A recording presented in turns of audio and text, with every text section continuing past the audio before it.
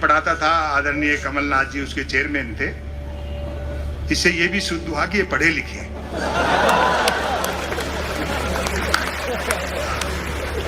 और मुझे अच्छा नहीं लगता जब विपक्ष के लोग एक आदमी को इतना टारगेट करते हैं। आपने प्रधानमंत्री जी की डिग्रियों पे सवाल उठाए, ये कोई अच्छी बात नहीं।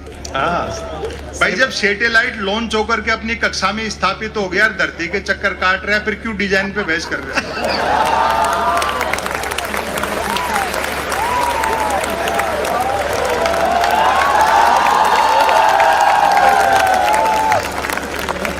और वैसे भी डिग्री से अनुभव बड़ा होता है। कमाल है भाई। मैं ऐसे कई को जानता हूं जिन्होंने एजुकेशन लोन लेकर आईआईटी की थी, फिर उस लोन को चुकाने के लिए उनको आईटीआई करनी पड़ी।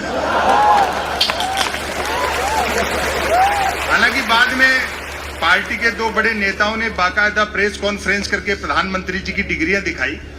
तब जाकर विपक्षियों का मुंह बंद हुआ कि हमारे प्रधानमंत्री ने न सिर्फ एमए कर रखा बल्कि बीए भी कर रखा।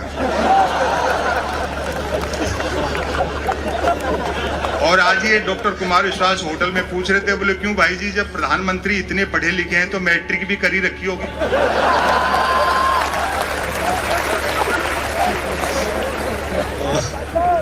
यही सब सटायर है। अभी महाराष्ट्र की भी चर्चा आई। दरअसल वो सेकंड की सुई जो है घड़ी की, वो मिनट वाली से आगे निकल रही थी। बारीक है, वाह। लेकिन उसको पता नहीं था कि सेकंड वाली पूरा चक्कर काटती है, तब मिनट वाली थोड़ी सीख सकती है। और ये पहला मौका है मंत्री महोदय महाराष्ट्र में जब चौकीदार का पाला थानेदार से पड़ा।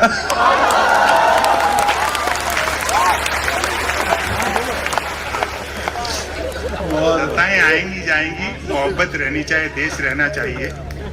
पाकिस्तान, चाइना, इन सब विषयों पे तो कर्नल साहब बोलेंगे, क्योंकि तो आमने सामने चेहरे से चेहरा मिला करके, आंखें से आंखें मिला करके लड़े हैं। मेरे लिए ये व्यंग्य के विषय नहीं है। भाई उस पाकिस्तान पर क्या लिखना, उसकी जितनी आबादी है उतने तो अपने 24 घंटे फ्री वाईफाई के चक्कर में 4G टावरों के नीचे बैठे रहते हैं।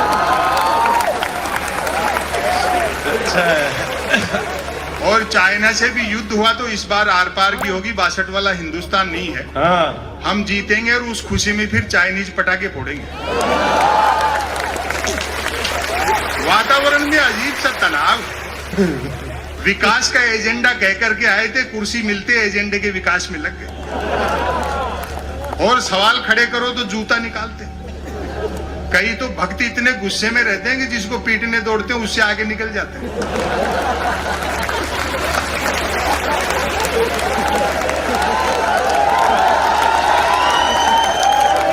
भक्त तो आप जानते हो ना, जिसके आंखें तो होती है लेकिन दृष्टि नहीं होती। वो अंध भक्ति में इतना डूबा रहता है कि हर पत्थर को देवता मानता है। वो एक भक्त तो माइल स्टोन को देवता समझ करके नारियल चढ़ा रहा था। तो किसी ने उसको समझाया, बोले भाई अक्ल से काम ले, जो कि नहीं थी। बोले जिसको तुम देवता समझ रहे हो वो माइल स्टोन है, वो अंध भक्ति में डूबा था। बोले नहीं, ये साक्षात देवता है। देखो इसने यहीं से बता दिया है कि दिल्ली 250 किलोमीटर।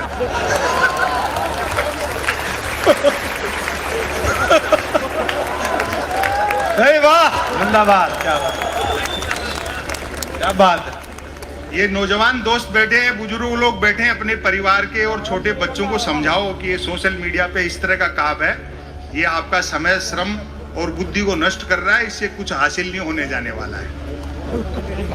दुनिया की कितनी भी एडवांस टेक्नोलॉजी हो, आप रोटी गूगल से डाउनलोड नहीं कर सकते। बहुत मुद्दों की बात करो, रोजगार की बात करो, सद्भाव की बात करो, महंगाई और भ्रष्टाचार पर बात करो। ये उन मुद्दों से ध्यान हटकाने के लिए इस तरह की शोशेबाजी की जाती है। अभी जैसे धारा 370 का मसला था, मुझसे भी लोगों ने पूछा, ये मेरे व्यक्तिगत मत बता रहा हूं। बोले जी 370 पर, मैंने कहा मूल्यांकन समय करता है। आज हम इस पर कुछ नहीं कह पाएंगे। बैंड तो हमारी शादी में भी बहुत जोरदार बजा था।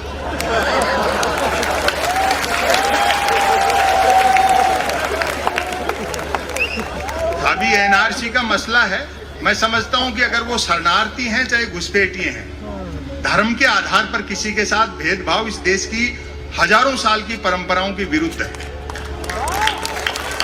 न सिर्फ लोकतंत्र और संविधान के विरुद्ध है, हजारों साल की भारतीयता के विरुद्ध है। ये सारी चीजें जो आया है वो सबका है, और ये धर्म के झगड़े भी नहीं है, इतिहास के नाम पे लड़ाते हैं।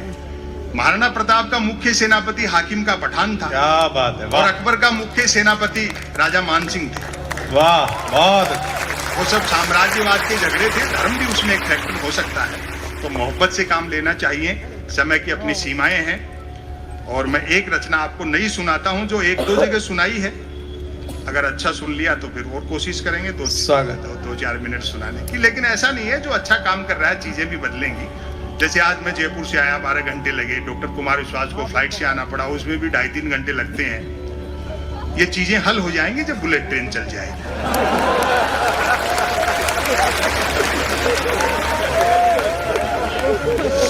और हम तो सुनते हैं कि बुलेट ट्रेन का किराया भी कम होगा और वो सवारियां लेने भी घर घर जाएगी।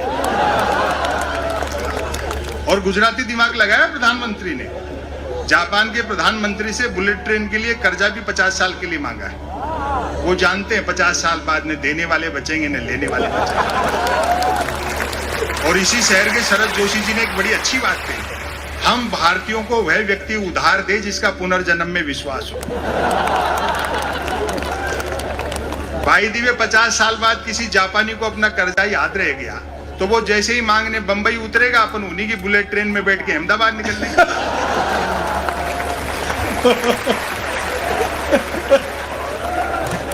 और अगले ने साफ कह दिया शिंजो आबे को कि भैया कोई सवारियां नहीं बिठानी है, ये चुनावी रेल है, इसलिए फटाफट चला, भले पटरी वटरी बाद में बिछाते रहना।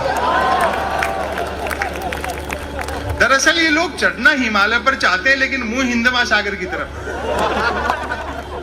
2015 में आए थे शिंजो आबे, तो मोदी जी ने बुलेट ट्रेन के समझौते पे हस्ताक्षर किए दिल्ली में, और अगले दिन शिंजो आबे को बनारस ले जाकर के 3 घंटे तक गंगा आरती दिखाई। और भरपूर समर्थन करना, व्यंग तक पहुंच जाओ तो 3 घंटे तक गंगा आरती देखने के बाद शिंजो आबे बोले, मोदी जी जब आप लोगों के पास इतनी फुर्सत है तो काहे को बुलेट ट्रेन चला रहे?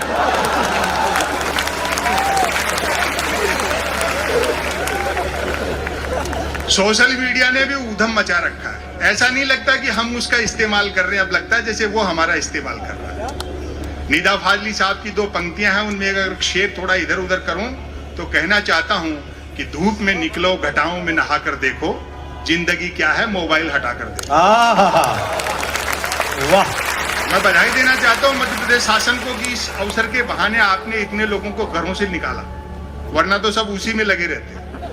घरों से निकलिए, प्रजातंत्र के जो मुख्य उद्देश्य हैं और जो मूल्य हैं उनको पहचानिए, अड्डेबाजी कीजिए, एक दूसरे से मिलिए, क्योंकि आदमी लैंग्वेज से सीखता है, उससे कहीं ज्यादा बॉडी लैंग्वेज से। बहुत अच्छा, बहुत। पता नहीं से सोशल मीडिया क्यों कहते हैं? हजारों किलोमीटर दूर बैठे आदमी तो हम चैटिंग से जुड़ना चाहते हैं, लेकिन बस ट्रेन फ्लाइट में सफर करते हैं तो कोशिश रहती है बराबर वाली सीट खाली। आए है, क्या बात है।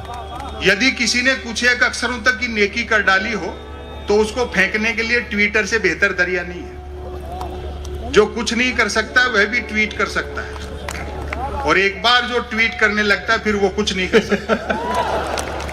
मैं तो सोशल मीडिया का लोहा उस दिन मान गया जब एक सज्जन ने YouTube पर मेरे कवि सम्मेलन की एक क्लिप को साल में 100वीं बार सुना और नीचे गाली लिखी, लानत है संपत सरल को, नालायक ने साल भर से रचना तो छोड़ो कपड़े तक नहीं बना।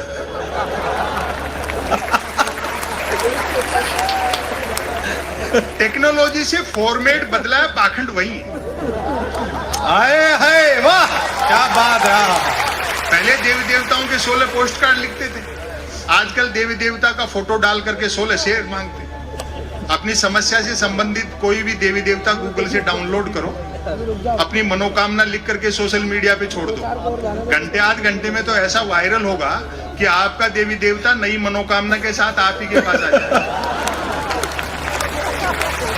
और एक आ गई है सेल्फी, क्या आत्ममुग्धता का दौर है साहब। कैमरे का फ्रेम दिखते आदमी जिराफ हो जाता है। मैं तो देखता हूं कई महिलाएं हर 10, 15, 20 मिनट में अपनी सेल्फी ले लेकर के सोशल मीडिया पे अपलोड करती रहती है। आपको सच बताऊं, उन सुंदरियों के चेहरे देखकर मेरे मन में वही भाव आते हैं जो कभी दर्पण में पद्मनी का चेहरा देख करके अलाउद्दीन खिलजी के आए हों। और अब आपकी तालियां उठेंगी, कितने धोखे का संसार है। वही सुंदरियां मुझे आमने सामने साक्षात मिल गई, बड़ा धोखा हुआ। जिनको पद्मनी समझता रहा वो तो खुद अलाउद्दीन खिलजी निकले।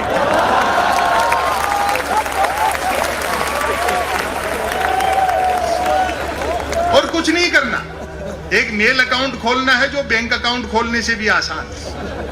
बैंक अकाउंट खोलने के लिए कुछ तो आधार चाहिए, मेल अकाउंट तो निराधार व्यक्ति भी खुलवा। बहुत अच्छा। बाकी 3 जरूरी चीजें हैं, एक है स्मार्टफोन, नॉन स्टॉप इंटरनेट और निठल्लापन। लेकिन सोशल मीडिया का फायदा भी है, एक तो आदमी घर बैठे आवारागर्दी कर सकता है, और सोशल मीडिया का सबसे बड़ा फायदा यह है जो अपने साथ ले जाना जीवन में बड़ा काम आएगा। बेरोजगारी पूरी तरह खत्म हो गई क्योंकि हर हाथ को काम मिल चुका है। बहुत अच्छे संपर्क। किताबें पढ़िए, शब्दों की तरफ लौटिए, बुजुर्गों का सानिध्य हासिल कर लिए। दुनिया की कोई भी टेक्नोलॉजी ऐसी नहीं है एडवांस, उजाला बनाया जा सकता है, धूप नहीं बनाई जा सकती। क्या बढ़िया बात है, बहुत अच्छी बात है। उजाला बनाया जाता है, धूप। एक रचना मैं आज इन कवियों की उपस्थिति में पहली बार सुना रहा हूं, तो आप अगर तालियां वालियां बजा के हिम्मत दे देंगे तो फिर मैं आगे भी सुनाऊंगा। और कुछ भी नहीं हो तो शीर्षक पे तो आप बजा ही देंगे। डॉक्टर कुमार विश्वास और राहत साहब को समर्पित है। सुनिए साहब, रचना का शीर्षक है मन की बात।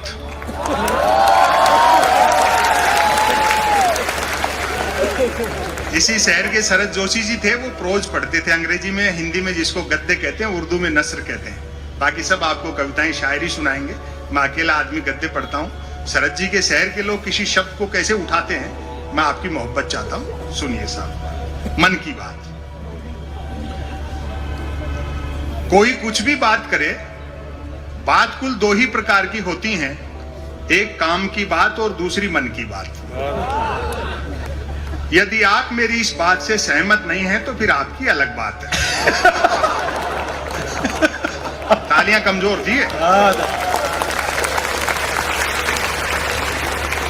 यूं तो बात काम की हो या मन की होती, दोनों बात ही हैं। अब आपकी फिर मोहब्बत मांगता हूं। यूं तो बात काम की हो या मन की होती, दोनों बात ही हैं, लेकिन दोनों में बेसिक डिफरेंस ये होता है कि काम की बात में मन नहीं होता और मन की बात में काम।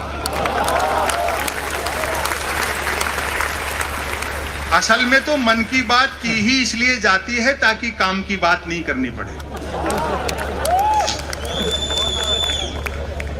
मन की बात कुछ कुछ वैसी ही होती है जैसे सदैव 2 व्हीलर चलाते रहने वाले के कभी कार हाथ लग जाए तो वह खाली सड़क पर भी हॉर्न बजाते हुए चलता है।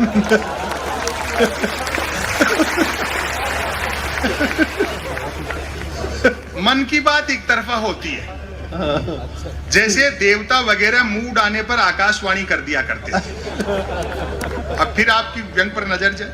मन की बात एक प्रकार का मौखिक प्रसाद होती है जिसे पाने के लिए भक्तों को हाथों की बजाय कान फैलाने होते हैं। मन की बात के साथ विषय का लफड़ा नहीं होता। अच्छा। यानी मन की बात बिना विषय की होती है क्योंकि वह मन की बात होती है।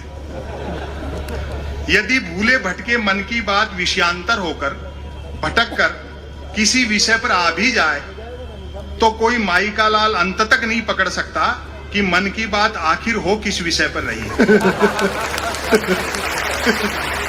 काम की बात अपने काम से काम रखती है, जबकि मन की बात का प्रचार करना पड़ता है कि फला तारीख को इतने बजकर इतने मिनट पर मन की बात होगी। पता लगते ही मन की बात को ही काम की बात मानने वाले उछल पड़ते हैं। वाह, मजा आ गया, फला तारीख को इतने बजकर इतने मिनट पर काम की बात होगी। काम की बात सुनी न जाए तो अच्छी खासी काम की बात भी मन की बात होकर रह जाती है, जबकि मन की बात को सुनने वाले मिल जाएं तो बात कोरी मन की बात होने के बावजूद बड़े काम की बात बन जाती है। अच्छा है, अच्छा है। अब ध्यान से सुनिए। वैसे सुनने वाले न मिले तो मन की बात दीवारों से भी की जा सकती है, क्योंकि मन की बात करने वाले ने सुन रखा होता है कि दीवारों के भी कान होते हैं। अच्छा है, अच्छा है। क्या और अब मैं जो व्यंग कह रहा हूं, एक भी हाथ खामोश न रहे, क्योंकि दीवारों भी कई कान होते हैं, बल्कि वह तो यह तक मानकर चलता है कि जिनके कान होते हैं वे दीवार ही होते हैं। अच्छा है। मन की बात अक्सर शुरू यहां से होती है। भाइयों और बहनों, बस इतना सुनते ही मन की बात के मुरीद भाई बहन सांस रोककर मन की बात ऐसे सुनने लगते हैं मानो सुनने के लिए जिंदगी में अब सिर्फ यही काम की बात बची है। काम की बात करने से बचने की एकमात्र तरकीब है कि तुरंत मन की बात शुरू कर दी जाए। ये अलग बात है कि लगातार मन की बात करते रहने वाले से फिर लोग उम्मीद भी नहीं रखते कि वह जिंदगी में कभी कोई काम की बात भी करेगा।